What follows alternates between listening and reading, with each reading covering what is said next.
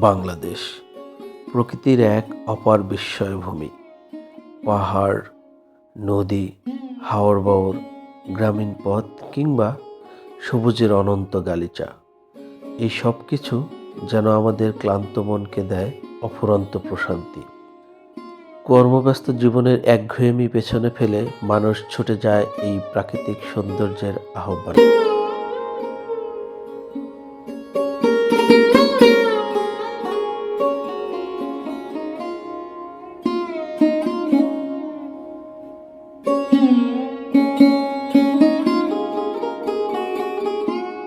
কিন্তু দুঃখের বিষয় হলো, এই সৌন্দর্য উপভোগ করতে গিয়েই আমরা নিজের অজান্তে কিংবা অবহেলায় তাকে নষ্ট করে ফেলছি। আজকাল দেখা যায় মানুষ দল বেঁধে ভ্রমণে যায়, খায়, আনন্দ করে, এই পর্যন্ত সব ঠিকই আছে।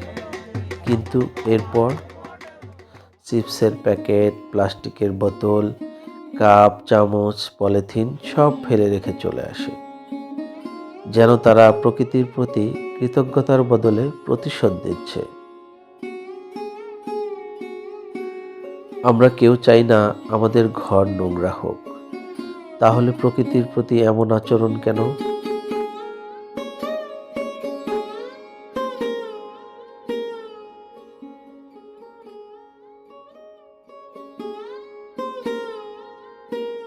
পরিবেশ দূষণ শুধু চোখে দেখা নোংরা নয়, এটি ধ্বংস করছে জীববৈচিত্র্য, দূষিত করছে পানি ও মাটি, আর শেষ পর্যন্ত হুমকিতে ফেলছে আমাদের অস্তিত্ব। প্লাস্টিক ও পলিথিন মাটিতে মিশতে সময় নেয় শত শত বছর। নদী, হাওর বা পাহাড়ে ফেলে দিলে এর প্রভাব পড়ে পুরো পরিবেশ ব্যবস্থার উপর।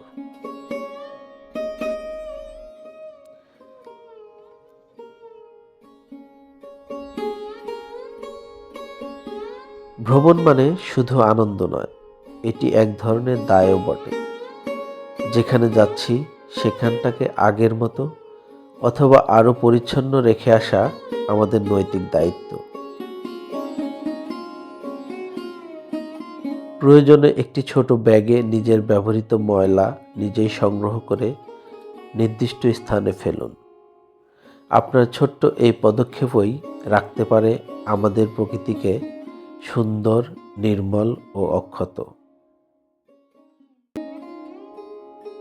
প্রকৃতিকে উপভোগ করতে চাইলে তাকে সম্মান করাও শিখতে হবে। ভবিষ্যৎ প্রজন্মের জন্য যদি এই সৌন্দর্য ধরে রাখতে চাই, তাহলে এখনই সচেতন হওয়া ছাড়া আর কোনো বিকল্প নেই।